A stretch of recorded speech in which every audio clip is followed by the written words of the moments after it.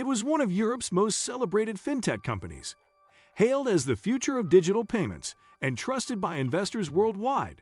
But behind the glossy image was a shocking truth: over $2 billion that simply never existed. In this video, we're uncovering the unbelievable story of Wirecard, how it rose to power, fooled regulators, and collapsed in one of the biggest accounting scandals in history. And trust me, the twist in how this fraud was exposed will leave you stunned. Before we dive in, don't forget to like, subscribe, and tap the bell. Because in the world of finance, the biggest numbers can sometimes be nothing but smoke and mirrors. The rise of Wirecard. Wirecard began in 1999 as a small payment processor, helping online businesses accept credit card payments. Under CEO Marcus Braun's leadership from 2002, the company transformed into a fintech darling. They positioned themselves as the future of digital payments, competing with established players like PayPal and Visa. The company's stock price soared from just a few euros to over 190 euros by 2018. Wirecard joined Germany's prestigious DAX 30 index, replacing Commerzbank. Investors were captivated by their double-digit growth rates and expansion into Asia. The company reported processing over 7.4 billion transactions, worth 125 billion euros annually. Red flags and whistleblowers. Despite the impressive growth, serious questions emerged. Financial Times journalist Dan McCrum began investigating Wirecard in 2015, publishing articles questioning the company's accounting practices. His reports highlighted suspicious transactions, inflated revenues from Asian partnerships, and questionable business relationships in Singapore, the Philippines, and Dubai. Internal whistleblowers also raised concerns about the company's culture. Employees reported intense pressure to manipulate financial figures and create fake transactions to meet ambitious growth targets.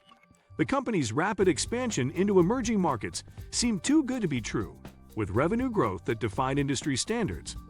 Many of their supposed partners in Asia were difficult to verify, with some appearing to be shell companies with minimal actual business operations.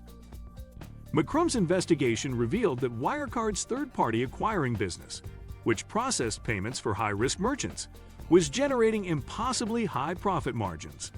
The company claimed to be processing billions in transactions through obscure partners in countries with limited financial oversight. When pressed for details, Wirecard provided vague explanations and refused to allow independent verification of their business relationships. Wirecard aggressively fought back against critics, spending millions on expensive law firms to silence journalists and threatening legal action against anyone questioning their business model. They claimed the reports were part of a coordinated attack by short sellers trying to manipulate their stock price. The company even hired private investigators to spy on journalists and critics, creating an atmosphere of intimidation around anyone who dared to investigate their operations. The missing billions. In June 2020, Ernst & Young, Wirecard's auditor, made a startling discovery.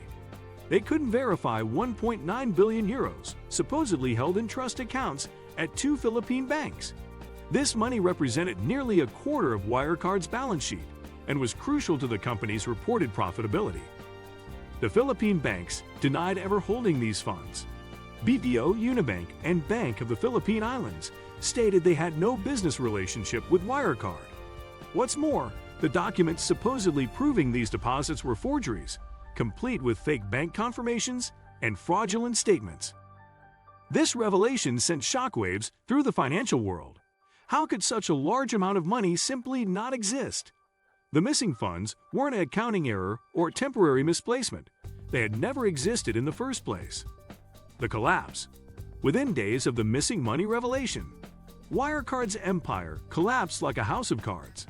CEO Marcus Braun resigned almost immediately, only to be arrested on charges of accounting fraud and market manipulation. Soon after, the company admitted what many feared: the missing 1.9 billion euros had likely never existed at all.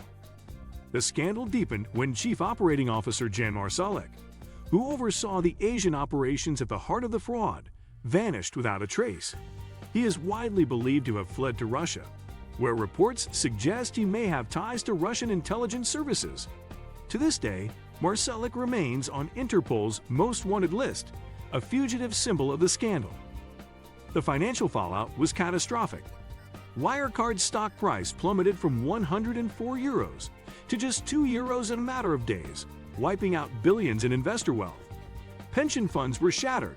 Banks that had extended loans to Wirecard faced massive write-downs, and thousands of employees worldwide were left jobless. What was once hailed as a shining star of German fintech became one of the biggest corporate frauds in European history. The aftermath and investigation. The Wirecard scandal exposed massive failures in Germany's regulatory system and corporate governance. BaFin, the country's financial regulator, had been completely fooled by the company's deception. Instead of investigating Wirecard's suspicious practices, they'd actually investigated the journalists reporting on the company. In a shocking display of regulatory capture, BaFin banned short selling of Wirecard stock, essentially protecting the fraudulent company from market scrutiny. Parliamentary investigations revealed that Ernst & Young had been Wirecard's auditor for over a decade, but somehow missed the massive fraud occurring under their noses. The scandal highlighted the problematic relationships between German corporations, regulators, and auditors that allowed such systematic deception to persist for years. Critics argued that Germany's cozy business culture prioritized protecting domestic champions over investor protection and market integrity. Several Wirecard executives were arrested and charged with fraud, breach of trust, and market manipulation. The investigation uncovered an elaborate web of fake contracts, forged bank documents, and phantom revenues that have been systematically created over many years to deceive investors and inflate the company's market value. Prosecutors discovered that millions of transactions were completely fabricated, with sophisticated document forgery operations running parallel to the legitimate business. The scandal's ripple effects extended far beyond Germany.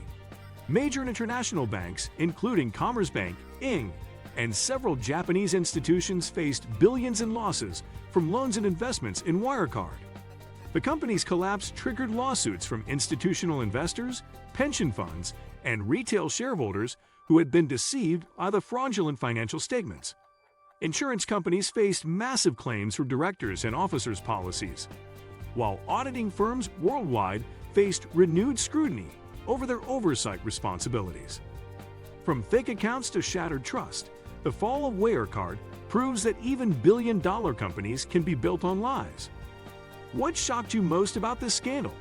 Drop your thoughts in the comments. I'd love to hear your reaction. If you enjoyed this breakdown of a financial giant's collapse, hit like, subscribe, and share this video with someone who follows money and markets. Until next time, stay curious, stay cautious, and never stop questioning the stories behind the headlines.